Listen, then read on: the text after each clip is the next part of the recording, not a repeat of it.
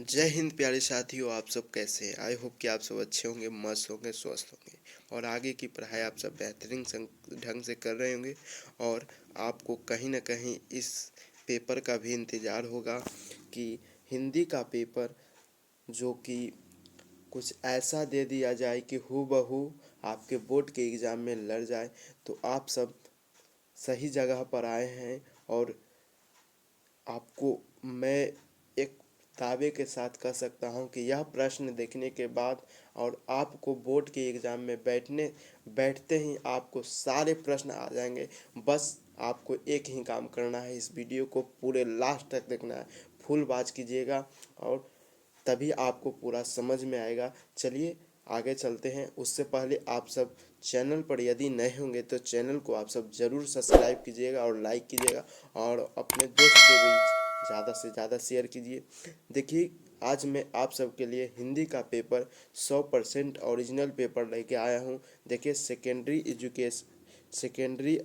Secondary school examination 2026 के माध्यम school परीक्षा 2026 के लिए अनुल वार्षिक परीक्षा जो होता है बोर्ड का एग्ज़ाम, वह उसके लेकर आया हूँ। जो कि विषय कोड जो होगा वह 101 होगा और कुल प्रश्न की संख्या जो होगी वह 106 होगी और समय आपको दे दिया जाएगा 3 घंटे और 15 मिनट। चलिए आगे चलते हैं और आपसे पूछा जाएगा फुल मार्क 100 मार्क का, है ना। तो चलिए देखते हैं कि कैसा कैसा प्रश्न आएगा और वही प्रश्न आपके बोर्ड के एग्ज़ाम में लड़ेगा। तो देखिए, यहाँ पर खंड ब वस्तुनिष्ठ प्रश्न है कि प्रश्न 1 से 100 तक प्रत्येक वस्तुनिष्ठ प्रश्न के साथ 4 विकल्प है। यानी कि एक प्रश्न पूछा गया है और आपसे 4 विकल्प दिया गया है, तो उसमें से जो है एक ही सही हुआ। इन 100 प्रश्नों में से किन्हीं 50 प्रश्न का, यहाँ देखिए, यहाँ बोल रहा है कि 100 में से हमें किन्हीं 50 प्रश्नों को ही उत्तर देना है। तो चलिए फटाफट 100 प्रश्न को सही सही चिन्ह लगा लेते हैं और आप सब ज़रूर याद कर लीजिएगा। चलिए पहला प्रश्न हमारा जो है वह क्या कह रहा है। तो हमारा प्रश्न कह रहा है कि बाबा साहेब भीमराव अम्बेडकर, है ना, बाबा साहेब भीमराव अम्बेडकर का विख्यात भाषण एनाहिलेशन ऑफ कास्ट रूपांतरण जो है वह जाति भेद का उच्छेद, है ना, क्या जाति भेद का उच्छेद नाम से किसने किया था। तो बताइए इसका राइट आंसर जो है वह क्या होगा। तो हमारा पहला ऑप्शन है कि मुलायम सिंह यादव ने, है ना, पहला ऑप्शन क्या दिया गया है, मुलायम सिंह यादव ने। दूसरा बी ऑप्शन जो है हमारा वह ललई सिंह यादव ने। तीसरा राकेश सिंह यादव ने और चौथा हमारा है भूषण सिंह यादव ने। आप सबको बताना है कि इसका राइट आंसर जो होगा वह क्या होगा। तो इसका राइट आंसर मेरे लाल मेरे रसगुल्ले, इसका राइट आंसर जो होगा, है ना, इसके राइट आंसर क्या हो जाएगा। तो इसका राइट आंसर बी हो जाएगा, है ना, इसका राइट आंसर बी हमारा हो जाएगा राइट आंसर। चलिए अगला प्रश्न हमारा जो है वह दूसरा प्रश्न हमारा बोल रहा है कि बाबा साहेब भीमराव अम्बेडकर के अनुसार जाति प्रथा कैसी प्रथा है ना। तो आप सबने जो हमारा फर्स्ट चैप्टर बाबा साहेब के द्वारा लिखा गया श्रम विभाजन और जाति प्रथा में आप सब पढ़े होंगे कि जाति प्रथा एक कैसी प्रथा है। तो बताइए एक कैसी प्रथा है, आप सब बताइए फटाफट फटाफट बताइए। तो बताइए इसका राइट आंसर क्या होगा। तो बताइए इसका राइट आंसर बाबू क्या होगा। तो इसका राइट आंसर मेरे लाल गंभीर दोषों से मुक्त, है ना। इसका राइट आंसर जो ऑप्शन ए होगा वह हमारा राइट आंसर हो जाएगा। चलिए अगले प्रश्न की ओर चलते हैं। हमारा भी, है ना, तीसरा प्रश्न क्या कह रहा है। तो हमारा तीसरा प्रश्न बाबू कह रहा है कि गुरु नानक ने किस प्रकार की भक्ति का प्रचार किया था, है ना। गुरु नानक जी जो थे सिखों के प्रथम गुरु, है ना। सिखों के प्रथम गुरु कौन थे। तो गुरु नानक जी, है ना। यह जो थे एक किस प्रकार की भक्ति का प्रचार किए थे। तो बताइए आप सबने जरूर पढ़ा होगा कि गुरु नानक ने किस प्रकार की, है ना, भक्ति का प्रचार किए थे। तो बताइए कैसे, है ना, कैसे कैसे किए थे, है ना। तो पहला हमारा ऑप्शन जो है वह सगुन ब्रह, है ना, ब्रह की भक्ति का किए थे। हमारा ऑप्शन बी जो है तामासी भक्ति का। ऑप्शन सी हमारा है राजसी भक्ति का। ऑप्शन डी हमारा है निर्गुण ब्रह ब्रह की भक्ति का। चलिए इसका राइट आंसर हमारा डी हो जाएगा ना। चलिए इसका राइट आंसर हमारा क्या होगा, डी, निर्गुण ब्रह भक्ति का, निर्गुण भक्ति का उन्होंने क्या किया था, तो प्रचार किया था, है ना, प्रचार किया था।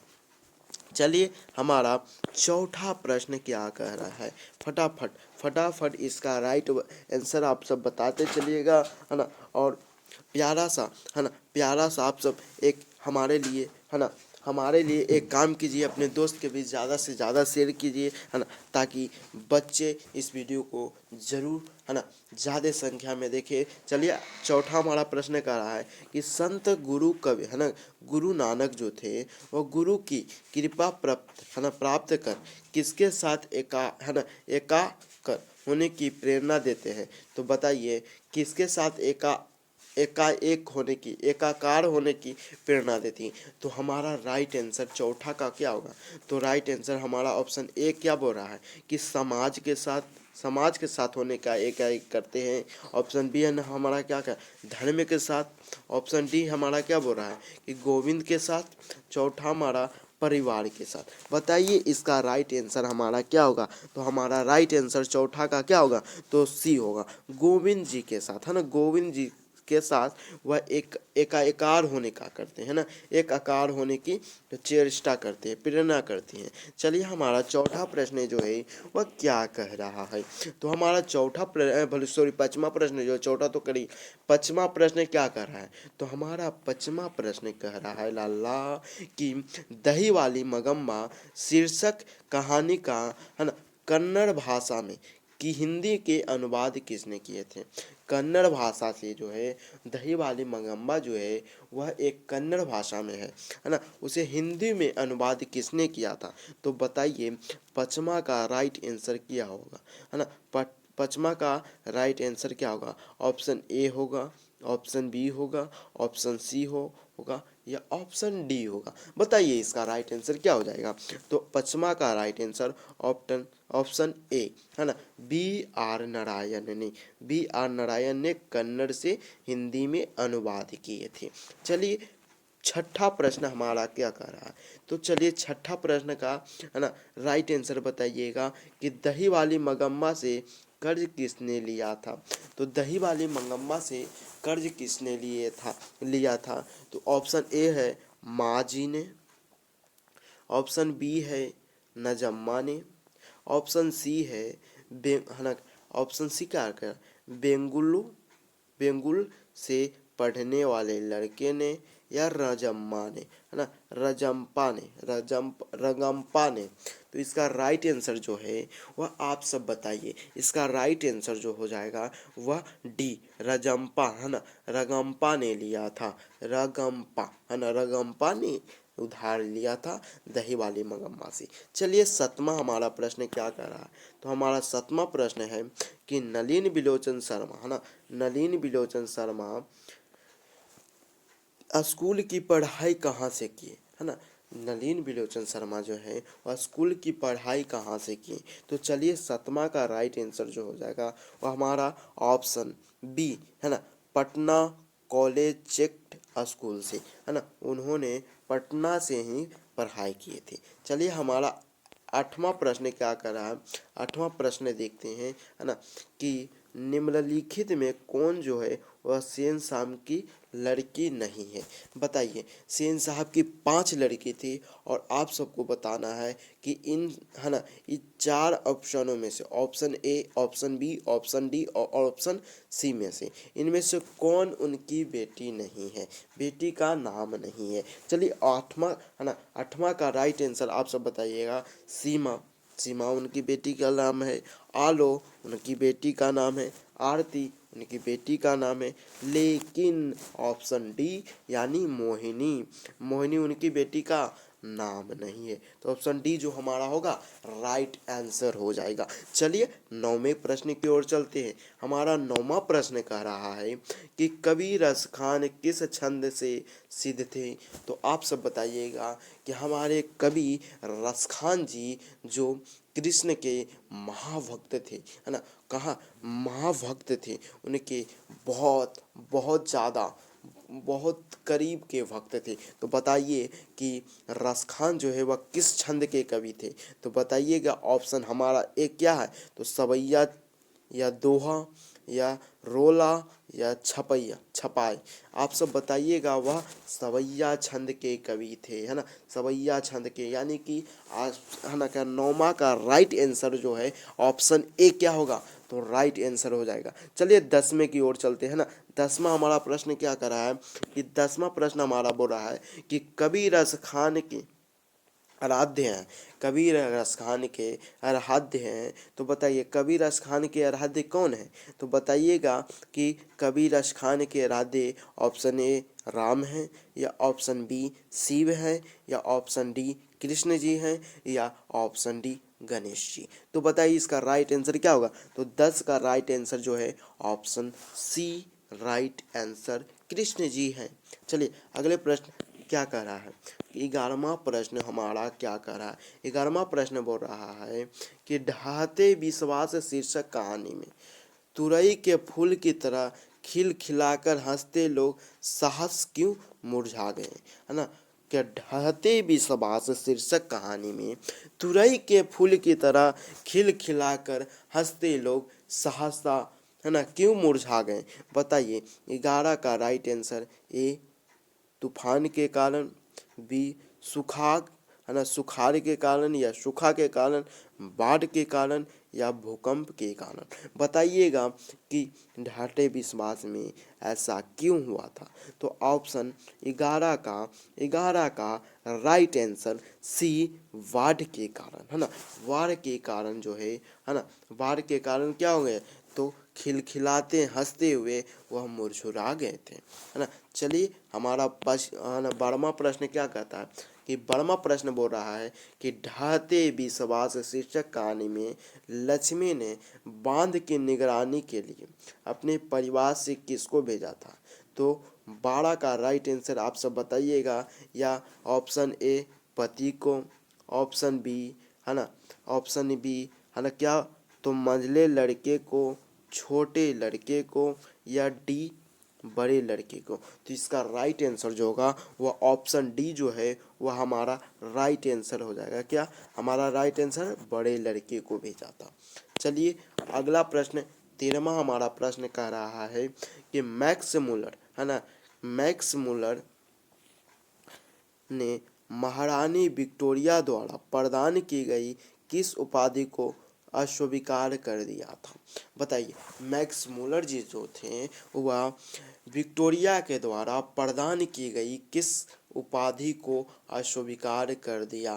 तो बताइए ऑप्शन ए डायूकी की उपाधि, ऑप्शन बी नाइट की उपाधि, या ऑप्शन डी सी बैरन की उपाधि, ऑप्शन डी अलर की उपाधि। बताइए तो ऑप्शन कौन सा 13 का राइट होगा, है ना, 13 का क्वेश्चन 13 का ऑप्शन कौन सा राइट होगा बताइए आप सब फटाफट। 13 का ऑप्शन बी हमारा राइट आंसर होगा ना, ऑप्शन बी हमारा राइट आंसर हो जाएगा। ऑप्शन बी, तो नाइट की उपाधि उन्होंने क्या किया था, तो त्याग दिया था। नाइट की उपाधि उन्होंने त्याग दिया था।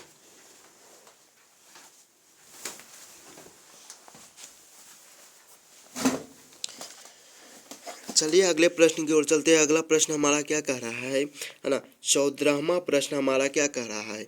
14वां प्रश्न है कि मैक्स मुलर ने, है ना, मैक्स मुलर के अनुसार यूरोप में प्रचलित कहावती, है ना, कहावती और दंत कथाओं का प्रमुख स्रोत किस धर्म को माना जाता है। बताइए 14 का राइट आंसर क्या होगा। 14 का राइट आंसर क्या होगा, तो 14 का, है ना, बी हिंदू धर्म को, है ना, हिंदू धर्म को बी जो है वह राइट आंसर हो जाएगा ना, बी क्या होगा, तो राइट आंसर होगा। चलिए अगले प्रश्न 15वां हमारा प्रश्न क्या कर रहा है, तो 15वां कर रहा है कि निम्नलिखित में कौन जो है वह पीर के कवि हैं। पीर के कवि हैं, प्रेम के पीर के कवि हैं। तो बताइए 15 का राइट आंसर कौन होगा। Option A Ghananand, option B Raskhan, option C Premghant, और ऑप्शन डी दिनकर। तो बताइए 15 का राइट आंसर क्या होगा, है ना। 15 का राइट आंसर क्या हो जाएगा, तो 15 का राइट आंसर घनानंद जो है वह प्रेम के पीर के कवि हैं, है ना। प्रेम के पीर के कवि कौन है, तो घनानंद। चलिए अगले प्रश्न की ओर। 16वां प्रश्न क्या कह रहा है ना। 16वां प्रश्न हमारा क्या कह रहा है ना। 16वां प्रश्न जो है वह कवि घनानंद अपने आंसू को कहाँ पहुँचाना चाहते हैं। बताइए कवि घनानंद जो हैं वह प्रेम के पीर के कवि हैं और उन्होंने अपने आंसुओं को कहाँ पहुँचाना चाहते हैं। बताइए तो ऑप्शन ए मुगल बादशाह के महल में, प्रेमिका सुजान के आंगन में, नादी शाह के शिविर में, ऑप्शन डी मथुरा के महल में। तो हमारा 16 का राइट आंसर जो होगा वह प्रेम के है ना क्या प्रेमिका सुजान के आंगन में, है ना क्या कवि घनानंद जो थे उनकी प्रेमिका का नाम सुजान था और उनके आंगन में ही वह अपने आंसू पहुंचाना चाहते थे। चलिए 17वां हमारा प्रश्न है कि ईश्वर पेटलीकर किस भाषा के लोकप्रिय कथाकार हैं। ईश्वर पेटलीकर किस भाषा के लोकप्रिय कथाकार हैं। बताइए 17 का हमारा राइट आंसर क्या होगा, तो 17 का राइट आंसर है ना राजस्थानी, मराठी, मगही, गुजराती। तो इस 17 का राइट आंसर जो है ऑप्शन डी बिल्कुल राइट आंसर होगा। चलिए हमारा 18वां प्रश्न क्या कर रहा है। 18वां प्रश्न बोल रहा है कि माँ शीर्षक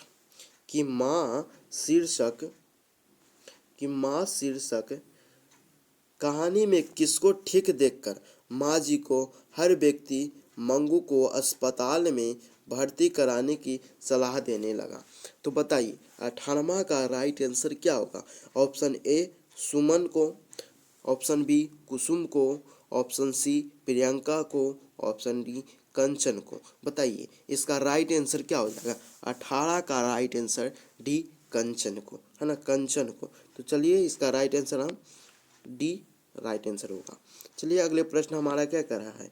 15 तो हजारी प्रसाद द्विवेदी को किस ग्रंथ के लिए साहित्य है ना क्या साहित्य अकादमी पुरस्कार दिया गया था, है ना। हजारी प्रसाद द्विवेदी को किस ग्रंथ के लिए साहित्य अकादमी पुरस्कार प्राप्त हुआ। तो अलेख अलेख पर्व के लिए, बी बनभट्ट की आत्मकथा के लिए, हिंदी साहित्य उद्भव और विकास के लिए, ऑप्शन डी पुनर्भव के लिए। चलिए और 19 का राइट आंसर क्या होगा, तो 19 का राइट आंसर होगा ऑप्शन ए अलेख पर्व के लिए, है ना। अलेख पर्व के लिए उन्हें क्या तो साहित्य अकादमी पुरस्कार दिया गया था किन्हें, तो हजारी प्रसाद द्विवेदी को। अगला हमारा प्रश्न है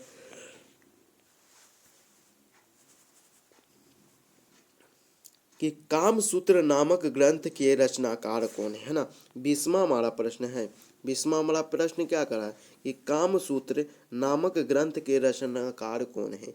या ऑप्शन ए क्या बोल रहा है कि कालिदास के, ऑप्शन बी बनभट्ट के, ऑप्शन सी बत्स्यायन की और ऑप्शन डी भावभूति की। चलिए 20 का आप सब बताइए राइट आंसर क्या होगा। फटाफट बताइएगा। ऑप्शन बी का बी क्वेश्चन बी का राइट आंसर ऑप्शन कौन होगा, तो ऑप्शन कौन होगा सही, ऑप्शन सी जो है वह बत्स्यायन की, है ना बत्स्यायन की है ना बत्स्यायन की होगी। चलिए 20 का तो सी राइट आंसर है। चलिए 21वां का प्रश्न देखते हैं। 21वां प्रश्न हमें क्या कह रहा है कि बद्री नारायण चौधरी प्रेमधन हिंदी साहित्य के किस युग के महत्वपूर्ण कवि थे, है ना। हिंदी युग के किस महत्वपूर्ण कवि थे, तो बताइए, है ना। आप सब बताइए, आप सब पढ़े होंगे तो आप सब बताइए फटाफट बताइए कि भारतेंदु युग के, द्विवेदी युग के, छायावाद के या प्रयोगवाद के, है ना। आप सब बताइएगा क्या इसका राइट आंसर ऑप्शन है भारतेंदु युग के। बद्री नारायण चौधरी जो है वो प्रेम भंग भारतेंदु युग के थे, है ना भारतेंदु युग के महत्वपूर्ण कवि थे। चलिए 22वां क्वेश्चन बोल रहा है। 22वां क्वेश्चन स्वदेशी शीर्षक पाठ के अनुसार किस कारण से भारतीयों की वृद्धि विदेशियों हो गई, है ना क्या विदेशी हो गई। बोल रहा है कि भारतीयों की बुद्धि जो है वह विदेशी हो गई। किस कारण से किस कारण से जो है वह भारतीयों की बुद्धि जो विदेशियों का है, विदेशी फिल्म देखकर, ऑप्शन बी क्या को बोल रहा है कि यूरोप में घूम घूम कर, या विदेशी विद्या पाकर, विदेशी वस्त्र पहनकर। बताइए 22 का राइट आंसर क्या होगा? तो विदेशी विद्या पढ़कर, है ना। ऑप्शन डी हमारा क्या होगा? राइट आंसर हो जाएगा। चलिए 23वां प्रश्न क्या कर रहा है? 23वां प्रश्न कर रहा है कि कहानीकार सुजाता का वास्तविक नाम क्या है? बताइए सुजाता का वास्तविक नाम क्या है? तो सुजाता का वास्तविक नाम जो है वह 23 का राइट आंसर क्या होगा? तो एस रंगराजन उनका वास्तविक नाम है, तो याद रखिएगा आप सब। चलिए 24वां का राइट आंसर क्या होगा? है ना। 24वां हमारा क्या कर रहा है? प्रश्न बोल रहा है कि नगर शीर्षक कहानी में बल्ली अमाल अपनी लड़की पाम्पथी के साथ मदुरै स्थित बड़े अस्पताल के किस विभाग के बाहर बरामदे में बैठी प्रतीक्षा कर रही थी? तो बताइए, है ना। 24वां का राइट आंसर क्या होगा? ऑप्शन ए क्या बोल रहा है कि बाल रोग विभाग के, ऑप्शन बी प्रस्तुति एवं स्त्री रोग विभाग के, ती ऑर्थोपेडिक्ट विभाग के, और ऑप्शन डी बहिर्रंग रोगी विभाग के। ऑप्शन 24 का राइट आंसर क्या होगा? तो बहिरी रोग विभाग के, है ना, बहिरंग रोगी विभाग के हुए इंतजार कर रही थी, प्रतीक्षा कर रही थी। चलिए 25वां का राइट आंसर बताइएगा। 25वां क्वेश्चन क्या बोल रहा है कि नागरी लिपि शीर्षक पाठ के लेखक कौन है? नागरी लिपि शीर्षक पाठ के लेखक कौन है? बहुत सिंपल आंसर है इसका। बताइए इसका राइट आंसर क्या होगा? 25 का राइट आंसर क्या होगा? Option A Yatendra Mishra, option B Gunakar Mulya, option C Ramvilas Sharma, option D Pandit Birju Maharaj. बताइए नागरी लिपि के कवि कौन हैं? तो 25 का राइट आंसर क्या हो जाएगा? 25 का राइट आंसर बी हमारा गुणाकर मूल्य, है ना, गुणाकर मूल्य राइट आंसर हो जाएगा। चलिए इस 26वां प्रश्न की ओर चलते हैं। हमारा 26वां प्रश्न क्या कर रहा है? 26वां प्रश्न बोल रहा है कि पठित पाठ के आधार पर, है ना, पठित पाठ के आधार पर बताइए कि धारा नागरिक का कौन सा शासक अपने विदानुराग के लिए इतिहास में प्रसिद्ध है ना, इतिहास में प्रसिद्ध है? सिंधुराज, गुमुंज, भोज, उदय सहित, है ना, उदय सहित। बताइए 26 का राइट आंसर क्या हो जाएगा? तो 26 का राइट आंसर भोज जो होगा वह राइट आंसर हो जाएगा, है ना। 26 का राइट आंसर। चलिए 27वां प्रश्न की ओर चलते हैं। 27वां प्रश्न हमारा क्या कर रहा है? 27वां प्रश्न हमारा बोल रहा है कि निम्नलिखित में, है ना, निम्नलिखित में किनकी आरंभिक रचनाएं प्रकृति और सौंदर्य की प्रेमी कवि की संवेदनशील अभिव्यक्तियों से परिपूर्ण है? बताइए 27 का राइट आंसर क्या होगा? तो 27 का राइट आंसर हमारा सुमित्रा नंदन पंथ की राइट आंसर बी होगी। चलिए अगला प्रश्न हमारा 28वां बोल रहा है कि भारत माता शीर्षक पाठ के कवि के अनुसार भारतवासी, है ना, आवाज के अभाव में अपनी जिंदगी कहाँ बिताते हैं, है ना। तो ऑप्शन 28 का राइट आंसर क्या होगा? तो बताइए ऑप्शन कौन सा 28 का राइट आंसर होगा? तो कंदराओं में, है ना, कंदराओं में जो है वह अभाव के कारण अपनी जिंदगी बिताते हैं। चलिए अगला प्रश्न 29वां क्या बोल रहा है? 29वां हमारा प्रश्न है कि धरती कब तक घूमेगी, है ना, धरती कब तक घूमेगी कहानी का राजस्थानी में हिंदी के अनुवाद किसने किया था? बताइए कि धरती कब तक घूमेगी राजस्थानी में हिंदी के अनुवाद किसने किया था? तो बताइए 29वां का राइट आंसर क्या होगा? 29वां का राइट आंसर जो है वह सावरदैया ने, है ना, सावरदैया ने, ऑप्शन ए इसका बिल्कुल राइट आंसर हो जाएगा।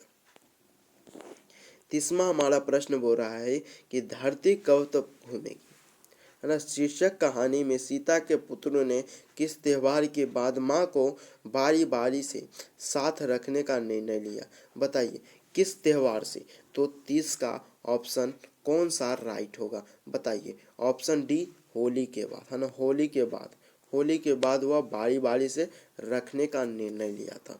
चलिए 31वां प्रश्न हमारा क्या बोल रहा है कि अखिल भारतीय कहानी प्रतियोगिता कि अमरकांत रचित कौन सा शीर्षक कहानी पुरस्कृत हुई थी, बताइए। 31 का राइट आंसर क्या हो जाएगा? तो 31 का राइट आंसर जो है वह डी, डिप्टी कलेक्टरी है ना, डिप्टी कलेक्टरी। चलिए 32वां प्रश्न हम देखते हैं। 32वां प्रश्न क्या बोल रहा है? 32वां प्रश्न जो है वह क्या बोल रहा है? 32वां प्रश्न है कि लेखक के घर पर बहादुर को लेकर कौन आए थे, बताइए। लेखक के घर पर बहादुर को लेकर कौन आए थे, तो बताइए कौन लेकर आए थे? ऑप्शन ए लेखक के बड़े भाई, ऑप्शन बी लेखक के साले साहब, लेखक के है ना, ऑप्शन डी लेखक के मित्र, ऑप्शन डी लेखक के मामा। तो बताइए इसमें जो है 32 का राइट आंसर बी बिल्कुल राइट आंसर होगा, लेखक के साले साहब। चलिए 33वां प्रश्न देख लेते हैं। 33वां प्रश्न हमारा क्या कर रहा है? तो 33वां प्रश्न है कि राष्ट्र कवि रामधारी सिंह दिनकर का जन्म कब हुआ? राष्ट्र कवि रामधारी सिंह दिनकर का जन्म कब हुआ, बताइए। 23 सितंबर 1908 ईस्वी में, ऑप्शन बी 14 अप्रैल 1891 ईस्वी में, 18 फरवरी 1916 ईस्वी में, ऑप्शन डी 7 मार्च 1911 ईस्वी में। बताइएगा बच्चों कि 33वां का राइट आंसर क्या हो जाएगा? तो 33वां का राइट आंसर जो होगा वो ऑप्शन ए 23 सितंबर 1908 ईस्वी को, है ना। 23 सितंबर 1908 ईस्वी को वह उनका जन्म हुआ था। चलिए 34वां प्रश्न की ओर चलते हैं। 34वां प्रश्न बोल रहा है कि जनतंत्र का जन्म शीर्षक कविता के अनुसार कब फावड़ी और हल क्या बनने वाले हैं? जनतंत्र के शीर्षक कविता के अनुसार फावड़े और हल क्या बनने वाले हैं? तो राज चिन्ह बनने वाले हैं ना, राज चिन्ह बनने वाले हैं। चलिए अगला प्रश्न 35वां की ओर चलते हैं। 35वां प्रश्न हमारा बोल रहा है कि निम्नलिखित में किसकी लेखनी में, है ना, लेखनी में वाल्मीकि और कालिदास के लेखक मुक्ति बोध तक रचनाओं के मूल्यांकन प्रतियोगिता चेतना के आधार पर हुआ है? महात्मा गांधी, नलिनी लोचना शर्मा, रामविलास शर्मा, हजारी प्रसाद द्विवेदी। आप सब बताइएगा 35वां का राइट आंसर क्या होगी? तो इसका right answer option C Ramvilas Sharma, है ना, रामविलास शर्मा। चलिए 36वां हमारा प्रश्न क्या कर रहा है कि हिरोशिमा शीर्षक कविता में सूरज का प्रतीक अर्थ क्या है ना। हिरोशिमा शीर्षक कविता में सूरज का प्रतीक अर्थ क्या है? तो बताइए 36 का राइट आंसर क्या होगा? तो परमाणु बम को, है ना, परमाणु बम को आप सब याद रखिएगा, है ना। परमाणु बम को जो है वह सूरज का प्रतीक अर्थ बताया गया है हिरोशिमा में, है ना। चलिए 37वां हमारा प्रश्न क्या बोल रहा है कि संगीत भारती की कमाई से पंडित बिरजू महाराज ने क्या खरीदे थे, है ना, उन्होंने क्या खरीदा था? तो साइकिल खरीदी थे या टेलीविज़न या स्कूटर या कार? तो आप सब बताइए इसका राइट आंसर क्या होगा? तो ऑप्शन बी टेलीविज़न उन्होंने खरीदा था। चलिए अगले प्रश्न की ओर चलते हैं। 38वां हमारा प्रश्न बोल रहा है कि पाठ्य पुस्तक में कवि कुंवर नारायण रचित एक वृक्ष की हत्या शीर्षक पाठ कविता किस व्यक्ति संग्रह से संकलित है? बताइए जो एक वृक्ष की हत्या है वो बताइए किस संग्रह से संकलित है? तो इसका राइट आंसर आप सब बताइएगा कि ऑप्शन ए परिवेश, ऑप्शन बी हम तुमसे, ऑप्शन ए सी चक्रव्यूह से और ऑप्शन डी इन तीनों से। तो इसका राइट आंसर जो है वह इन तीनों, ऑप्शन डी हमारा जो है वह राइट आंसर हो जाएगा। चलिए अगले प्रश्न की ओर चलते हैं। हमारा अगला प्रश्न बोल रहा है कि अशोक वाजपेयी के अनुसार किनकी विख्यात कृति का शीर्षक है हल मदा मुजेल द अभिनव? जो बताइए कि अशोक वाजपेयी के अनुसार किन, है ना, किनकी विख्यात कृति शीर्षक जो है वह ला मदमोजेल द अभिनव? बताइए 39वां का राइट आंसर क्या होगा? तो बताइए ऑप्शन कौन सा राइट होगा? तो पीटर बुक, है ना, पीटर बुक है। यह 39वां का ऑप्शन बी जो है वह बिल्कुल राइट होगा। चलिए 40वां प्रश्न की ओर चलते ही हमारा 40वां प्रश्न जो है वह क्या कर रहा है कि हमारी नींद शीर्षक कविता में किसका जीवन क्रम पूरा हुआ। तो बताइए कौन सा इसका राइट आंसर होगा। तो बताइए किसकी जीवन क्रम जो है वह पूरा हुआ। तो मक्खी का जीवन क्रम पूरा हुआ। चलिए अगले प्रश्न 41वां की ओर चलते हैं। 41वां हमारा प्रश्न बोल रहा है कि विनोद कुमार शुक्ल है ना, विनोद कुमार शुक्ल रचित किस रचना पर मणि कौल द्वारा फिल्म का भी निर्माण हुआ। बताइए। तो नौकर की कमीज, पेड़ पर कमरा, दीवार की एक खिड़की, रहती है, खिलेगा तो देखेगा, है ना, खेलेगा तो दिखेगा। तो बताइए 41वां का राइट आंसर जो है ऑप्शन ए नौकर की कमीज, है ना, नौकर की कमीज। चलिए 42वां प्रश्न की ओर चलते। हमारा 42वां प्रश्न बोल रहा है कि कवयित्री अनामिका ने हिंदी वर्णमाला के घ वर्ण की तुलना अक्षर लिखते बालक के प्रसंग में किससे की है। तो बताइए, है ना, 42वां हमारा प्रश्न का राइट आंसर क्या हो जाएगा। चलिए तो टूटता हुआ गमले की तरह, है ना, टूटता हुआ गमले की तरह। चलिए ऑप्शन डी इसका राइट आंसर होगा। चलिए 43वां प्रश्न हमारा क्या कर रहा है। 43वां प्रश्न है कि नौबत खान, है ना, नौबत खान में इबादत, नौबत खान में इबादत शीर्षक पाठ साहित्य के किस विधा में रचित है। बताइए नौबत खान इबादत जो है शीर्षक पाठ के किस विधा में रचित है। तो इसका राइट आंसर ऑप्शन सी जो है वह व्यक्ति चित्र बिल्कुल क्रिस्टल क्लियर सही होगा। चलिए अगला प्रश्न हमारा 44वां बोल रहा है कि नौबत खान में इबादत, है ना, नौबत खान में इबादत शीर्षक पाठ में काशी के पंचगंगा घाट स्थित किस मंदिर की ड्योढ़ी का नौबत खान और नौबत खाने में निकलने वाली मंगल ध्वनि का जिक्र है। बालाजी मंदिर में, विष्णु मंदिर में, संकट मोचन मंदिर में या विश्वनाथ मंदिर में। बताइए 44वां का राइट आंसर क्या होगा। तो बालाजी मंदिर में, ऑप्शन ए क्या होगा, बिल्कुल सही, है ना, बिल्कुल राइट आंसर होगा। चलिए 45वां का प्रश्न, है ना, हमारा क्या बोल रहा है कि 45वां प्रश्न हमारा है कि निखिल बंग रविंद्र साहित्य सम्मेलन के द्वारा कवि जीवनानंद दास रचित किस काव्य ग्रंथ को 1952 ईस्वी में श्रेष्ठ काव्य ग्रंथ का पुरस्कार दिया गया। बताइए 45वां का राइट आंसर जो है वह सी वनलता सेन को जो है पुरस्कार दिया गया था ना, पुरस्कार दिया गया था। चलिए 46वां प्रश्न हमारा क्या कर रहा है, फटाफट देख लेते हैं। 4 क्वेश्चन और बच रहा है, फटाफट देख लेते हैं ना, है ना, कि लौटकर आऊँगा फिर शीर्षक कविता में उल्लू कहाँ बोलता है। बताइए आम के पेड़ पर, है ना, कचनार के पेड़ पर या कटहल के पेड़ पर या कपास के पेड़ पर। तो लौटकर आऊँगा में जो है ऑप्शन डी यानी कपास के पेड़ पर जो है वह उल्लू बोलता है। चलिए 47वां प्रश्न जो है वह क्या, 47वां प्रश्न हमारा महात्मा गांधी का माता का नाम क्या था। बताइए आप सब बताइएगा कि महात्मा गांधी के माता का क्या नाम था। तो पुतलाबाई, है ना, पुतलीबाई।